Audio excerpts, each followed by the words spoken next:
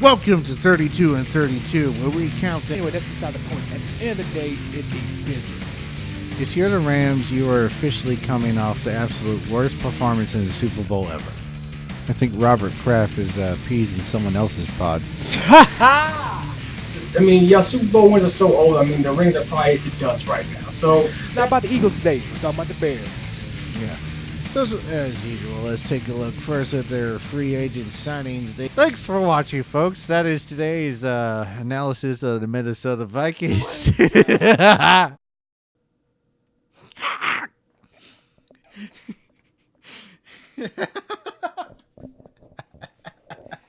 Just one moment, please. Hang on.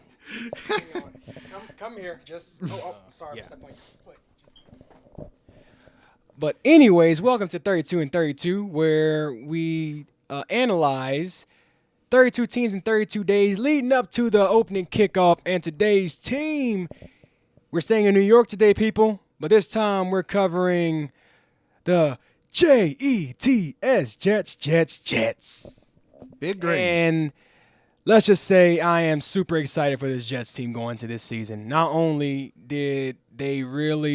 were they active in the free agency, but they also really hit hard in the draft. And also, I just want to address the elephant in the room. Can we talk about their brand new uniforms? Oh my God. Those uniforms look so sexy. Like those uniforms look silky smooth. Like the Zohan would say. Oh, wow. Okay. Don't mess with these Zohan. Okay, so last year we had Sam Darnold. He had his rookie season, did pretty decent, struggled, had some struggles, had some high notes, had some C minors. Anyway, this team, I don't know. It just, even though it had yet another 7-9 season where it got off to a bit of a slow start, then came and finished strong.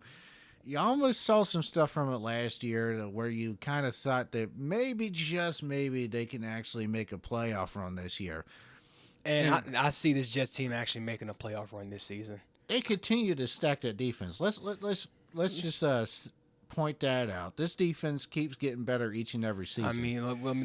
Let's start off. Remember their former number one draft pick, Leonard Williams out of USC, and now you add Quinnen Williams out of Alabama, who is poised to be a force to reckon with on that defensive line. Let's also add that they got probably one of the deadliest edge rushers in the nation from last season out of Florida, who played under Dan Mullen and under Todd Grantham, Ja'Kai Polite. Ja'Kai Polite, I really thought he was going to be a late first round, early second round pick because of how deadly he was on that defensive line under Todd Grantham for the Gators. So, well, question is, how can he be dangerous and nasty if he's polite?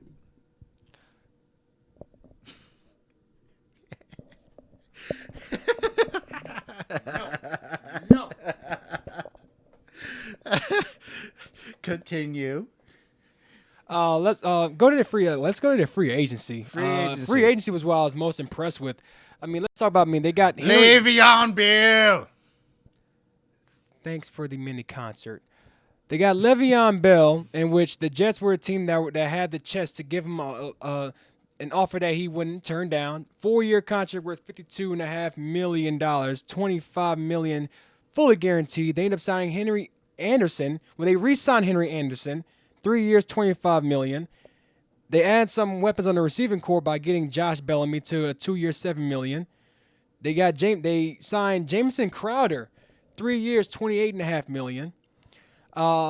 Defensive wise, C.J. Mosley, 5 years, $85 million, $51 million guaranteed.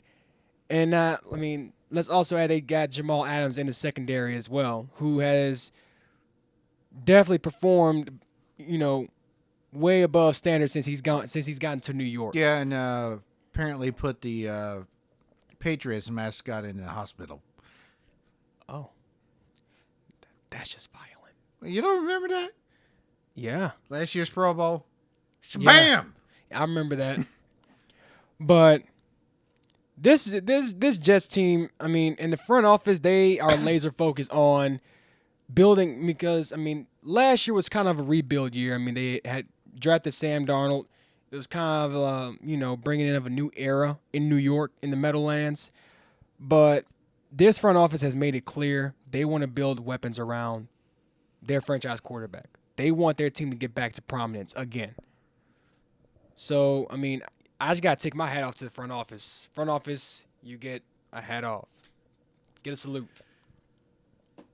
So I'm curious to see how the Jets offense improves in Sam Darnold's second year. He had a good preseason game, And Sam Darnold, I thought he was the bee's knees after they blew out Detroit week 1 of the regular season last year. But I mean, he had his struggles, but I do think Sam Darnold's going to break out next season.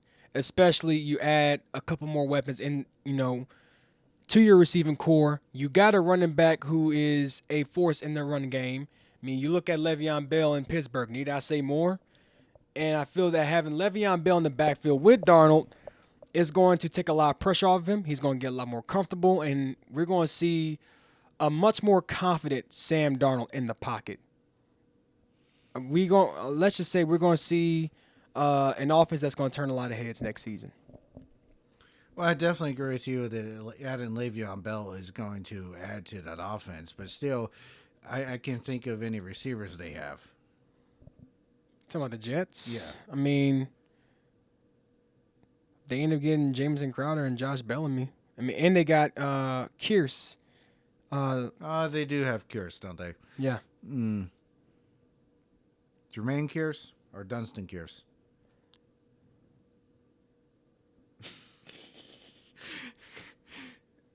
Jermaine Kearse. Just checking. I had to just look at you. So, but the question I have, Le'Veon Bell is obviously one of the bigger running back divas in the league. Let's not sugarcoat that. But, I mean, in Le'Veon Bell's defense, he had a right to be a running back diva while he was in Pittsburgh. He did a lot more than prove why he deserved a max deal. And Pittsburgh didn't want to play him. They didn't want to pay him. So Le'Veon was like, okay, I'll be the bad guy. I'm going to sit out until you give me a max deal. He sat out the whole season. They didn't want to give him a max deal. So he sat out. And I tell everybody this, and I'm going to say it again. Le'Veon Bell he deserved a max deal, and Pittsburgh didn't want to give it to him. Timeout. Bell actually signed with the Jets for less than he was asking from Pittsburgh. How much was he asking Pittsburgh for? I mean, I know that he wanted a max deal. 74, 78 million, and he signed for 52. Well, I mean, that had to be more than what Pittsburgh was willing to offer him. Right. But we're talking about the New York Jets, who is like, cap money. Every time they fart, out comes cap space. I think with Le'Veon Bell's thought process, because, I mean, seeing how the front office handled the situation in Pittsburgh, I'm pretty sure it was time for him to leave. Le'Veon Bell showed that he cares what the front office thinks. No, it's not that. I'm talking about as far as him trying to get a max deal. The way But he didn't sign a max deal. Well, him getting a new deal, deal that he wanted. Pittsburgh didn't want to give it to him. So seeing how the front office handled the situation, he felt like it was time to leave Pittsburgh. So I think with Le'Veon Bell's thought process, it was time for him to leave Pittsburgh. I think he felt like his time was up in Pittsburgh. So he went to a team that was willing to give him some money. And it wasn't a max deal, like you had pointed out. But, I mean, he went to New York because, he saw a team that wanted to improve, a team that wanted to grow. I mean, playing with a young quarterback like Sam Darnold, a guy with a lot of potential, a guy that's highly talented. I mean, I'm not Le'Veon Bell. We don't have the money to get an interview with Le'Veon Bell. So I can't just, we don't have the money to get an interview with ourselves.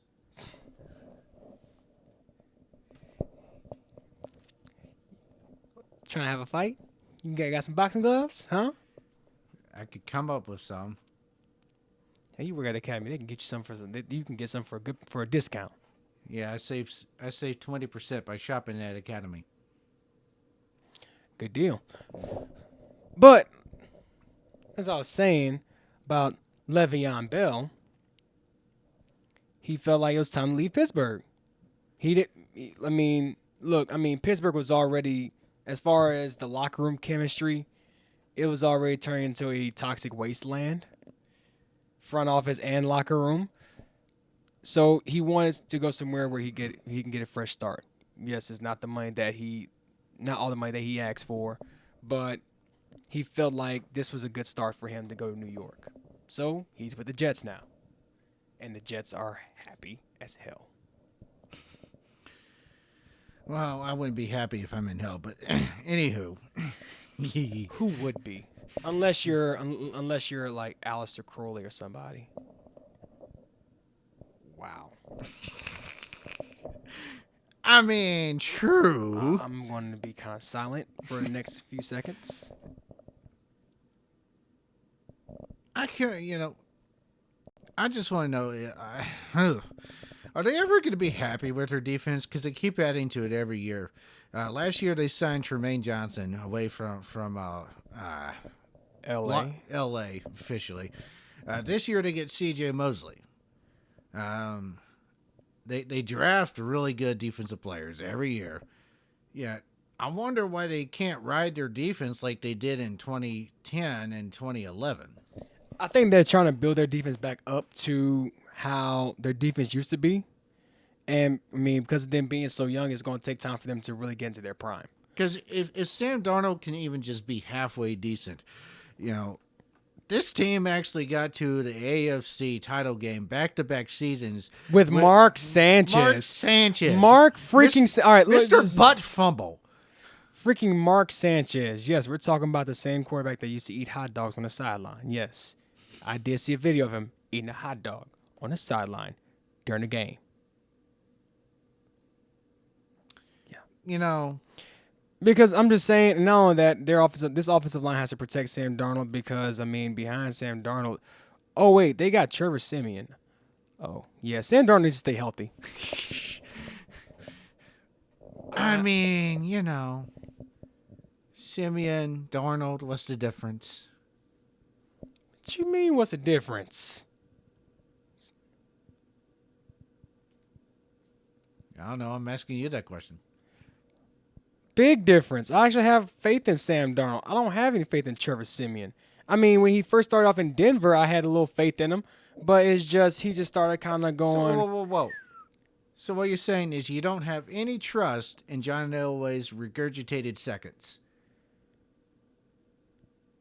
No. the only one of his regurgitated seconds, and I mean that I actually had faith in was Tim Tebow. Look, I said it before. I've said it hundreds of times. I'm going to say it again.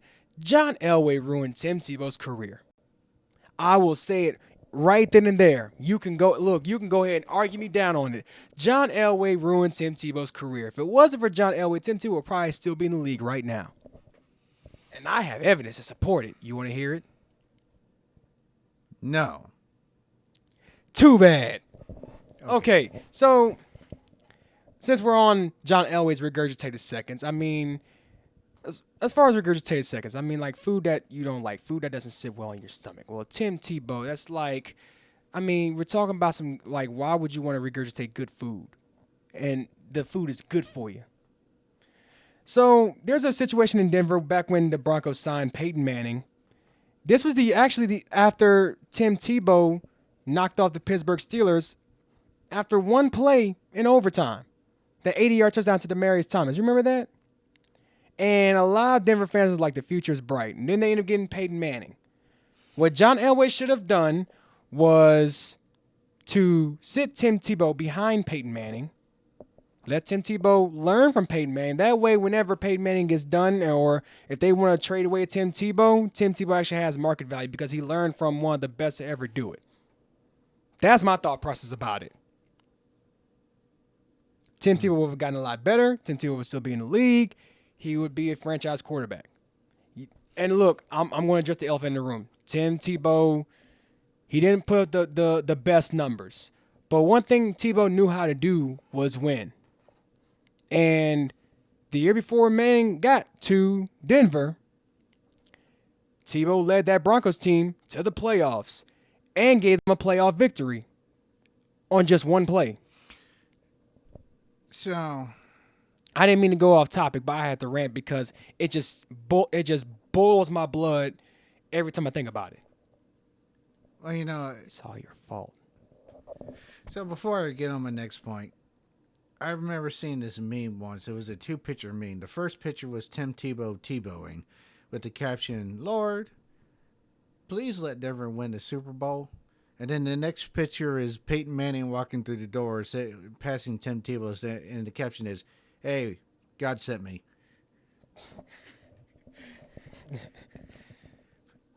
But, you're sitting here talking about Tim Tebow. Well, I got a figurine up there with Tim Tebow in a Jets jersey. He couldn't even make the Jets. A team that at the time had Mark Sanchez. Well, you got to understand, Rex Ryan didn't know how to use Tim Tebow. Rex Ryan wanted to use Tim Tebow everywhere but quarterback. And this is around the time, they had Mark Sanchez, and I think, didn't they have Geno Smith as well at that time? Oh, yeah, Mark Sanchez, Tim Tebow, Geno Smith. Great quarterback. Oh, wow, just a great carousel. But if you want me to pick the lesser of the evils, it would be Tim Tebow, which is very ironic because he is a God-fearing man. But, and a lot of fans were asking for Tim Tebow. They were calling for Tim Tebow to get on that field. But knowing Rex Ryan being stubborn, and that pretty much costed him his job, being so stubborn. But back to the team that we have at hand, I have more faith in Sam Darnold than I do with Trevor Siemian.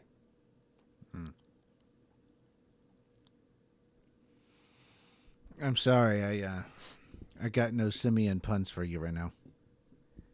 Well, that's okay. You sure? Look, if you always wanted Simeon to come through for you, call the law offices of Simeon and Simeon. That's the only pun I can come up with.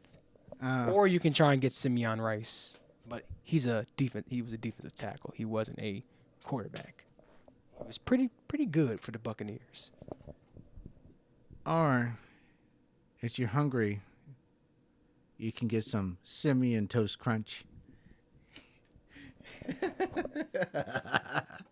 So that wraps up this video of the New York Jets analysis. I hope you enjoyed. I certainly did. I did too. And we'll catch you the next time. And always remember, Shrek is love, Shrek is life.